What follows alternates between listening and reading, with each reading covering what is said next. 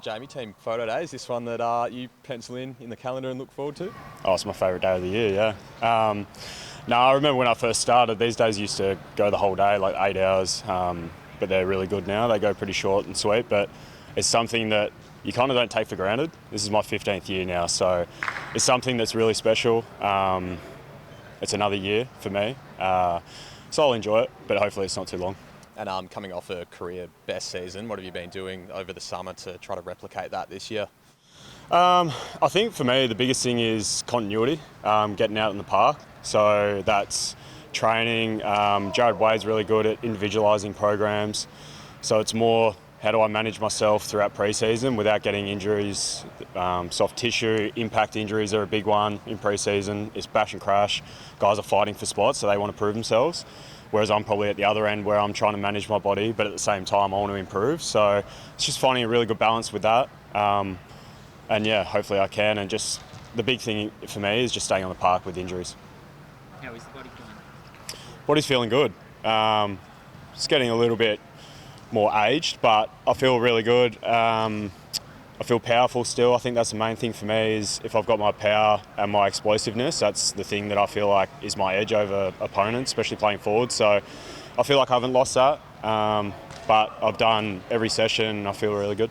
Just that guys fighting for spots. There's obviously been some departures from the key forwards' point of view. Yep. Noah Howes, Jack Buller, Charlie West. Tell us about what the competition for spots in the forward line's been like. Yeah, we haven't done a lot of match sim yet, but we did a little bit on Friday last week, so we had a little bit of exposure for those guys, especially Bull coming into a new system. And yeah, it's pretty inexperienced at the moment, especially with Dan out at the moment. It's probably Timmy and me are the main guys who have played and more experienced. So it's going to be interesting. It'll be a new look forward line. We'll get guys that we'll get Bull probably play. We'll get Westy. Housey looks really good, strong. Zach McCarthy, who's just come in as well, who we've drafted. So it's a really exciting time, and it'll be something fresh and new. Did you take a bit more of a leadership role with that natural evolution, I suppose, of the forward line? Yeah, definitely. Well, I took a step last year in actually getting into the group. Yep. So I had the leadership label, I guess, and I feel like I'm not entitled, but I've got more of a voice. So I'm trying to. In the past, I feel like I don't want to speak too much and step on people's toes, but I feel like I'm experienced enough and I've got enough knowledge where I can help these guys, especially with the system of how we want to play. We're a system-based team, so the more I can help them, the better. Harvey Harrison's been out for 18 months. How positive is it to see him back on the track? Yeah, he came back flying. Started pre-season. He was one of the fittest blokes. So his pre-season's been managed just because he came back so fit. He's looking really good, so hopefully he can take that next step this year and play consistent games. The team wasn't too far off it last year. What do you think you're capable of this season? Capable of anything. You look at the spread of teams and where teams finish, especially on the ladder. We've experienced it, especially in 21 and 22, where you can finish bottom 8 and then you finish top 4. So our expectations are. We don't really have expectations right now. We'll get to that when we lead into the season. But right now we're looking at getting better every day. We've got fresh faces. Our program right now is just looking at our fundamentals, the little things in our game, scenario-based stuff, and we'll get into match play now as well. How long did it take to get over that Brisbane prelim? Or is it still sort of stewing with you? I try not to think about it, to be honest. It was pretty flattening that week after. A lot of what-ifs. But if you live in that space, you're not going to get better, and we try not to dwell on the past and we look to the future, so we're really excited about this year. Did you ever ask the AFL about the Starcevic free kick? No, I moved on pretty quick from that.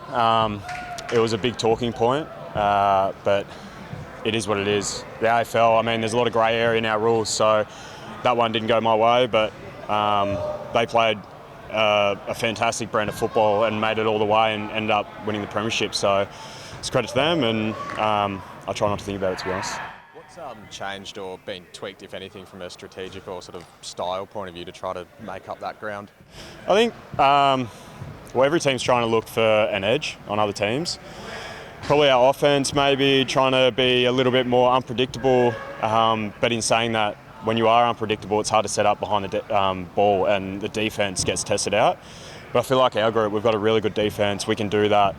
We want to play an exciting brand of football as well. So it's probably more that, how we can maximise going forward and actually punish teams. about the new look forward line a bit as well, and there's obviously some uncertainty around Bobby. Is there someone you're sort of looking at to potentially put their hand up and fill that void if needed? Yeah, I mean, like touched on before, Harvey Harrison, Will Hayes. There's guys who can step into that role. Sal, when he gets back from injury and full training, there's guys that definitely can come into that role.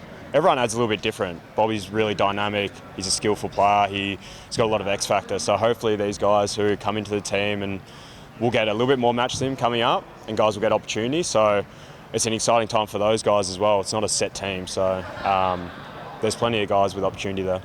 Is there any update there on Bobby when he might be back? No, I think from our standpoint is his health and well-being is the main thing. So as long as he needs to stay away from the club, get his health right, we're here to care and support for him. But at the end of the day, football is second. Has he been around the club at all? No, he took personal leave when we came back from the Chrissy break. So yeah, that's where it stands.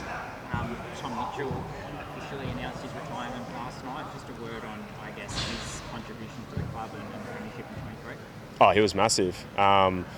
He was my locker buddy, so he's left a massive hole there. But his energy around the group, not only his football stuff, but his care and love for his teammates. He's an ultimate teammate. He'd do anything to win. And it's sad. I thought he was going to get another opportunity, but unfortunately he didn't. But he contributed so much to our football club and other football clubs. He's a Brownlow medalist. Fantastic guy. That's more so than football. He's a fantastic bloke and a great teammate.